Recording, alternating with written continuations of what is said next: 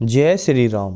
तो आज की वीडियो में हम सेट 5 के 2019 के न्यूमेरिकल्स करेंगे।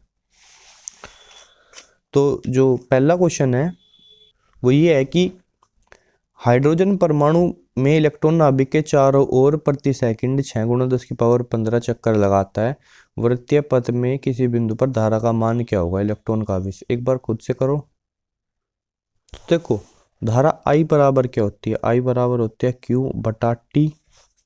ठीक है, और क्यू को हम क्या लिख सकते हैं, क्यू को हम लिख सकते हैं एन ई अपॉन टी। यहाँ पर एन इलेक्ट्रॉनों की संख्या भी हो सकती है और यहाँ पे एन जो है वो इलेक्ट्रॉन एक सेकंड में कितने चक्कर लगा रहा है हम वो भी ले सकते हैं। ठीक है, तो उसकी वैल्यू कितनी है 6 गुणा 10⁻15 और इलेक्ट्रॉन का आवेश कितना है 1.6 गुणा 10⁻⁻19 और कितने सेकंड में चक्कर लगा रहा है 1 सेकंड में। ठीक है, तो टी हो गया 1। तो 16 छिक्का कितना होता है 96, 9.6 गुणा यहाँ पे 10 की पावर कितनी बचेगी -4 एम्पियर। ये होगी धारा, ये हो गया आंसर हमारा। अब दूसरा क्वेश्चन है कि एक अल्फा कण की गतिज ऊर्जा जो है 10 की पावर -12 जूल है।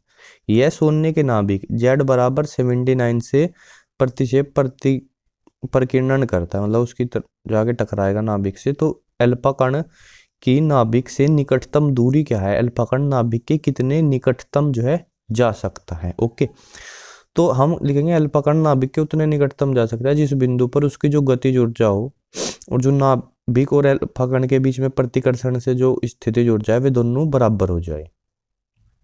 तो मतलब अल्फा कण की गतिज ऊर्जा जो है वो बराबर हो जाए किसके, स्थितिज ऊर्जा के।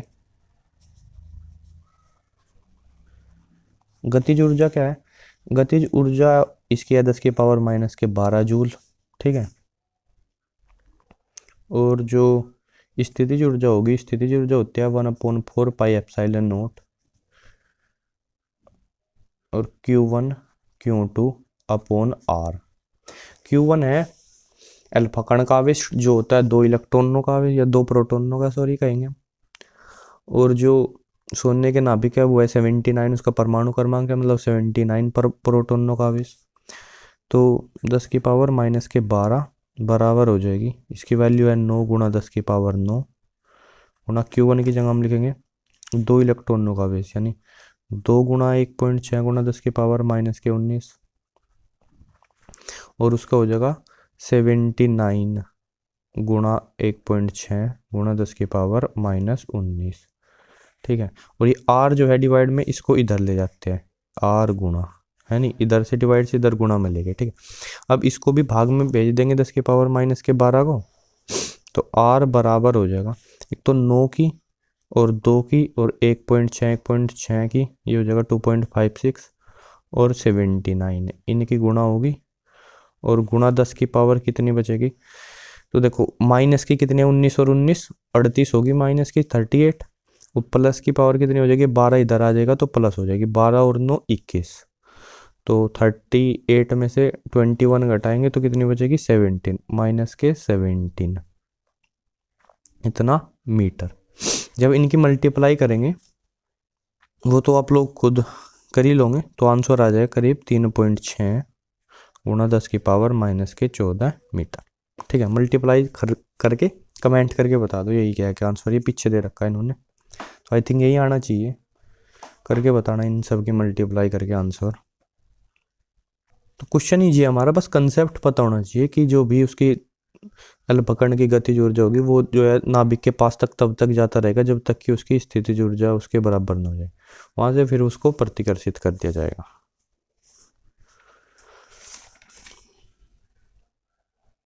अगला क्वेश्चन है कि एक बूंद जिसका द्रव्यमान 4.8 गुणा 10 की पावर -10 ग्राम है तथा जिस पर आवेश 2.4 गुणा 10 की पावर -18 कूलम है, दो क्षैतिज व आवेशित प्लेटों के बीच संतुलित अवस्था में लटकी है। प्लेटों के बीच की दूरी 1 सेंटीमीटर है, तो प्लेटों के बीच में विभवांतर ज्ञात कीजिए। हमें पता है जब ऐसे कोई आवेश जो है लटका हुए दो क्षेत्र में तो उस पर जो ग्रेविटेशनल फोर्स लग रही है mg वो बराबर होती है जो उस पर विद्युत बल लग रहा है QE।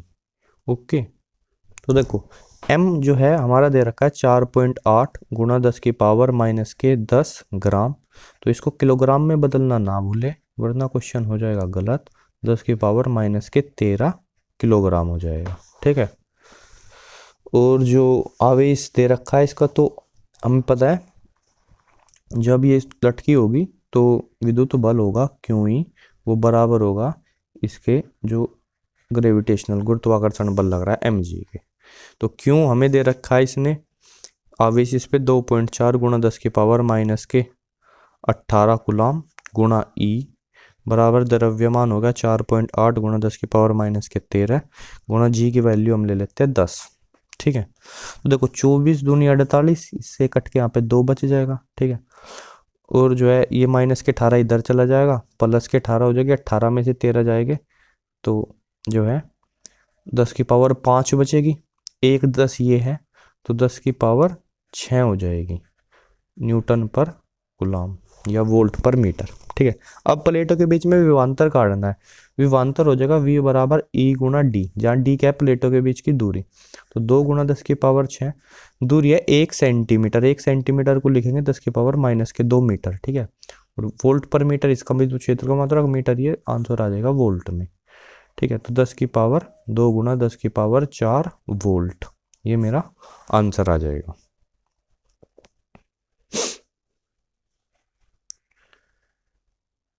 अगला क्वेश्चन देखते हैं। ये कह रहा है एक उत्तल लेंस तथा उत्तल लेंस की फोकस दूरी 10 सेंटीमीटर और 50 सेंटीमीटर है। दोनों लेंस संपर्क में रखे हैं तो इस युग्म से 25 सेंटीमीटर की दूरी पर वस्तु रखी है, वस्तु के प्रतिबिंब की स्थिति ज्ञात कीजिए। देखिए उत्तल लेंस की फोकस दूरी जो है पॉजिटिव लेंगे, उसको f1 बोल देते हैं, पर वो कितनी है 10 सेंटीमीटर है। और जो अवतल लेंस की फोकस दूरी है वो कितनी है माइनस के 50 सेंटीमीटर है। वस्तु की दूरी तो हमेशा निगेटिव ही लेंगे लेफ्ट साइड, तो वो कितनी है 25 सेंटीमीटर। और v हमें ज्ञात करना है प्रतिबिंब की स्थिति। तो जब दोनों लेंस संपर्क में रखे तो फोकस दूरी हो जाएगी 1/f बराबर 1/f1 प्लस 1/f2। ठीक है। चिन्ह सहित ये रखे जाएंगे तो 1/10 प्लस 1/माइनस के 50। तो क्या हो जाएगा एलसीएम आ जाएगा 50। तो 5 माइनस के 1 यानी कि 1/f बराबर कितना आ गया 4/50, या फिर हम लिख सकते हैं 2/25। अब लेंस सूत्र लगाएंगे 1/f बराबर 1/v माइनस 1/u, या फिर 1/f प्लस 1/u बराबर 1/v। 1/f की वैल्यू कितनी है 2/25 है, और इसकी वैल्यू कितनी है 1/माइनस के 25 बराबर 1/v।